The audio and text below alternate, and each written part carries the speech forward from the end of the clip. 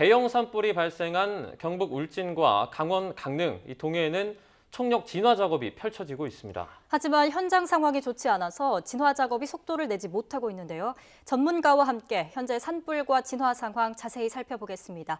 문현철 한국산불학회장 나오셨습니다. 어서 오세요. 네, 안녕하세요. 네, 현재 이제 진화 인력과 장비가 경북 울진과 강원 삼척에 집중돼 있는 것으로 저희가 알고 있습니다. 직접 진화 현장을 좀 다녀오신 것으로 알고 있는데요. 현재 진화 작업, 이 진행 상황 좀 어떻습니까?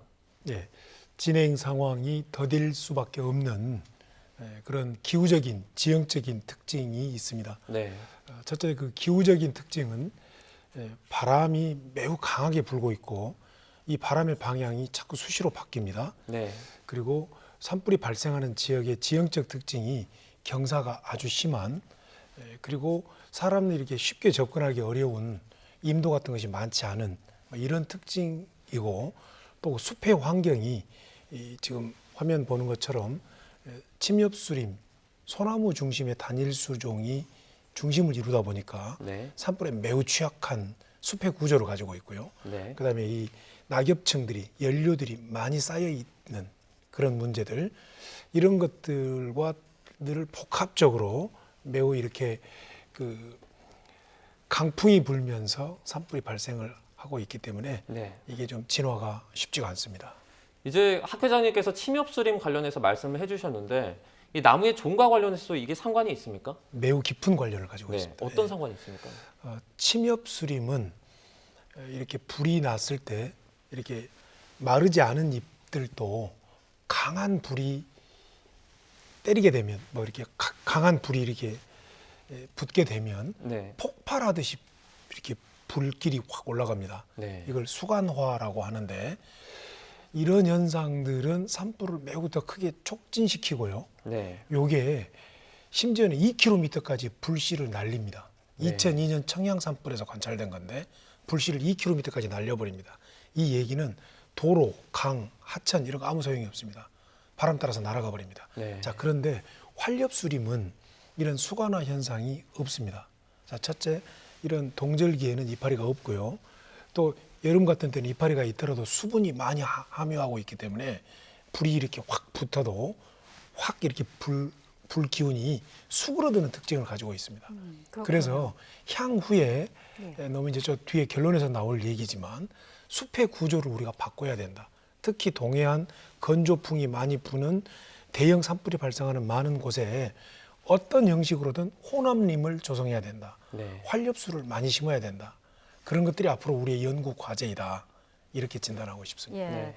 다행히 오늘 바람이 조금 잦아들어서 공격적인 산불 진화 작전을 벌인다고 하는데 조금 전까지 진화율이 40% 이른다고 전해졌습니다. 네. 왜 이렇게 진화 작업 어려운 걸까요? 네, 먼저 이런 말씀을 드리고 싶어요. 예. 진화율이 이렇게 왜 더디냐라는 질문은 질문하는 사람이나 받는 사람이나 조급해집니다. 예. 네. 그러죠? 이 말은 또 어떻게 들리냐면 왜 빨리빨리 진화를 안 하느냐 이렇게 돼요. 그런데 현장에 가보면 바람의 방향이 이쪽으로 왔다 하기 때문에, 자, 바람이 일정한 방향으로만 가면 지상 진화대들이 진입을 해서 불을 끌 때 예측이 되기 때문에 네. 들어갈 수 있어요. 근데 바람이 이렇게 불었는데 진화로 들어갔는데 또 이렇게 불면 위험해지죠. 예. 그래서 지상 진화가 첫째는 어려워지고 있고, 항공 진화는 헬기로 물을 뿌리는데 여기에는 또 한계가 있는 게, 물을 뿌려놔도 이 낙엽층 속에 있는 불씨가 강풍을 타고 다시 되살아나 버립니다. 그다음에 이 항공 진화는 밤에 헬기가 운항할 수가 없습니다. 강풍 때문에, 계곡 지형 때문에, 송전 선로 때문에, 또 헬기 기종의 그 항공 운항상의 특징 때문에 야간 진화가 어렵다. 네. 이러다 보니까 이제 밤 되면 다시 살아나 버리죠. 예. 이런 특징이 있다. 이렇게 이제 학 말씀드립니다. 회장님께서 말씀해주신 것처럼 바람의 방향이 계속해서 좀 달라지고 있습니다. 그렇습니다. 이 화재 초기에는 사실 그 울진 쪽에서 위쪽으로 올라갔었는데 이제 그렇습니다. 뭐 날짜가 진행이 되면서 다시 아래쪽으로 오면서 예, 또 다양한 그런 방면으로 번지고 있는 그런 상황이 계속되고 있는데요. 그렇습니다. 특히 부근에 이 금강송 군락지까지 지금 불길이 주변 500m까지 접근했다고 전해지고 있습니다. 네. 밤 사이에 이 추가 확산 가능성도 좀 있지 않습니까? 네, 어제 오후 제가 한 17시경에 그 금강송 군락지에 있었어요. 네. 근데 역시 현장에서도 보니까 바람의 방향이 이렇게 왔다 갔다 하는데 이 금강송 군락지를 방어하기 위해서 산림청은 혼신의 힘을 다하고 있는 것이 관찰이 됐어요. 네. 근데 이 금강송 군락지를 왜 보호해야 되냐면 그게 어떤 금강송이라고 하는 나무에 대한 유전자적 산림 자원적 가치도 있지만 또 더 나아가서는 역사적으로 조선 왕조 때부터 대대로 여러 가지 왕실이나 뭐 건축물에 문화재급 건축물을 만드는 재료의 숲으로서 네. 계속적으로 이렇게 지켜오고 있었는데 이제 거기까지 불길이 간 것은 너무 안타깝고요. 예. 네. 이제 또 그보다도 또 역시 그거 못지않게 중요한 것이 원자력 발전소랄지 이런 그 LNG 에너지 기지랄지 군사 시설이랄지 네. 이런 것들 그리고 특히 우리 주민들이 거주하는 울진읍 여기가 아주 또 중요하게 우리가 방어를 해야 된다. 예. 지금 혼신의 힘을 다하고 있는 것 같고요. 네. 아무래도 여러 기관들 산림청 그다음에 참 지자체 군 소방 이렇게 많이 하다 보니까 좀 그런 더딘 면도 발견이 됩니다. 네, 맞습니다. 산림당국은 일단 지금부터는 방어적 진화에 주력하고 또 내일 불머리를 잡겠다라고 전했습니다. 조금 전 브리핑 내용 잠시 들어보시죠. 야간 진화도 역시 이 지역 불머리를 감시하면서 이 진행 상황을 최대한 방어하는 것으로 전략을 짜고 있습니다. 다행히 내일 아침부터 하루 종일 바람의 속도가 이렇게 낮은 속도를 유지하면서 다만 풍향이 서풍 또는 북서풍으로 계속 바뀌기 때문에 이 불머리의 진압은 내일 가능할 걸로 지금 예상합니다. 네, 지금 저녁 6시 13분을 가리키고 있습니다.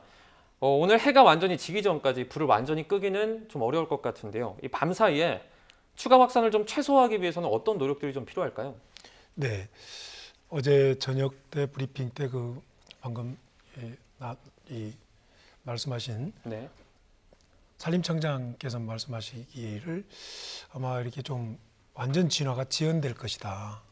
뭐 일주일이 걸릴 수도 있을 것이다. 네. 뭐 이런 말씀을 회의에서 말씀을 하신 얘기를 저도 들었습니다.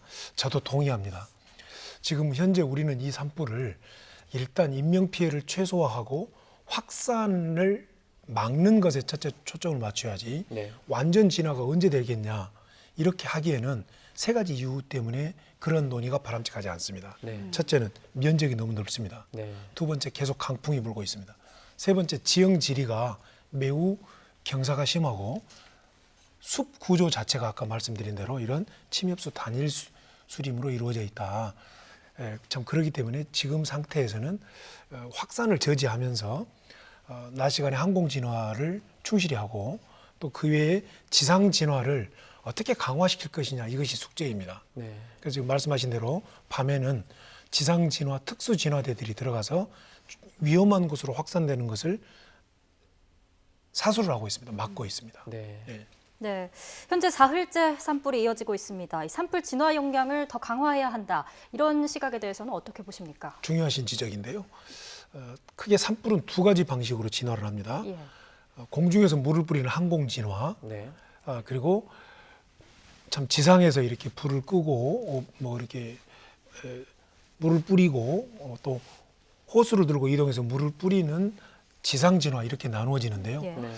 항공 진화는 우리나라가 대단히 체계적인 시스템을 가지고 있습니다. 산림청 보유에 47대의 헬기가 있고 지자체마다 임차 헬기들이 다양하게 준비되어 있는데 여기에 더 헬기를 좀 더 보강해야 된다. 이런 말씀을 드리고 싶고 네. 지상 진화대를 더더욱 지금보다 훨씬 더 강화해야 된다. 지금은 이제 참 지상 진화대가 좀 고령화되어 있는 점이 있는데 산림청 중심으로 특수 진화대가 특전사 출신들을 이렇게 중심으로 진화를 하고 있는데요. 지상 진화대를 더 강화해야 된다라고 하는 것이 큰 숙제 중에 하나입니다. 네, 이제 마지막으로 좀 이런 산불 어떻게 보면 동시다발적으로 발생하는 뭐 지금 같은 시기에 동시다발적으로 발생하는 시기에 이런 산불과 관련해서 좀 근본적인 대책이 없을까요? 네, 큰 대책과 작은 대책을 본다면요. 먼저 작은 대책부터 말씀을 드려보면 네. 아까 우리 울진 쪽에 산불 그 첫 발화 주택이 있지 않습니까? 예. 그 주택을 모델로 말씀을 드린다면 미국이나 호주는 그러한 산자락에 집을 지을 때는 집과 숲의 그 경계 사이에 이격거리, 공간거리를 충분히 두도록 되어 있습니다. 네. 그리고 집 둘레에 스프링클러를 설치하도록 되어 있습니다. 예. 그게 설치하지 않으면 건축 허가가 나지 않습니다. 네. 이런 측면에서 우리도 산자락에 집을 지을 때, 펜션을 지을 때 건축 허가를 강화해야 된다. 이런 걸 말씀드리고 싶고요. 두 번째는 더 큰 틀에서는 조직을 산림청을 더 많이 응원해 줘야 된다. 산림청을 청단위에서 산림부 정도로 격상을 시켜서 예. 산불과 산림 자원과 또 우리 국민의 휴양 공간을 잘 보호하는 근본적 시스템을, 조직적 시스템을 만들어야 된다. 이렇게 진단하고 싶습니다. 네, 알겠습니다. 여기까지 듣겠습니다. 모쪼록 이 산불이 상당히 빨리 잡히길 바라면서 이 문현철 한국산불학회장과 함께 자세한 얘기 나눠봤습니다. 학회장님 오늘 고맙습니다. 고맙습니다. 감사합니다.